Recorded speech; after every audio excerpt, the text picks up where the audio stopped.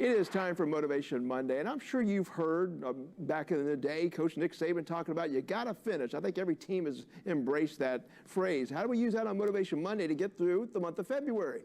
That's right. Here's Pete Blank. He's a leadership trainer, author, public speaker. Good to see you this morning. Good to see you, man. February is almost over. Yeah, but it can be a tough month to get through just because it's, for different reasons, right? Some people love February. My birthday's in February. I should love February, but Happy it just birthday. seems like I'm just getting ready for spring and March. And so I thought, let's use this metaphor of the last week of February and apply it to a project you might have, or something where you've got to get a project or an event or something you're creating over the finish line. All right, and we got some alliterations here, beginning with the letter P. So you got to push through. Okay. You got to push through. Okay, so you're like, oh man, it's 5 days away till the end of February. It's the same thing if you've got a project. You're like, man, it's due coming up.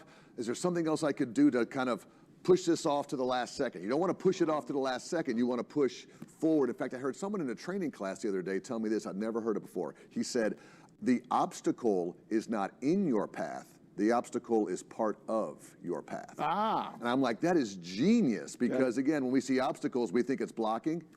They're part of what we're trying to accomplish. So let's just push through them. If you got too many distractions, you really got to prioritize it. Got to prioritize what you're going to accomplish. Again, because it's the last week of your project, there's still Little League games, you still got grandparenting or parent duties, you've still got things you have to do, and you don't want to wait until the day before something is due to get it done. So you got to prioritize it. If I've already procrastinated this long, what do I need to prioritize? Speaking of that word, boy, I tell you what, when I was in college, I was the world's worst procrastinator. I'm typing that term paper the night before. There's some people that say they do their best work the day before. I feel like, yes. And while I don't want to discount that, I do want to say that as you're getting closer to the finish line, if you start procrastinating, it'll really sneak up on you, and your best work will not get done. Your best work will not get done. Well, my GPA disputes that. No, I'm kidding. All right, but then after you get all that, I put down party or celebrate or something. When you think about marathon runners or anybody doing a huge, that's a project, but that last mile, where they have to push and they have to prioritize, do I stop and walk it, or do I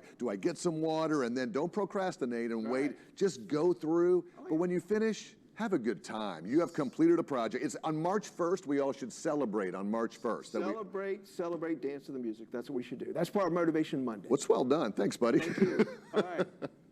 Oh, there's a recap.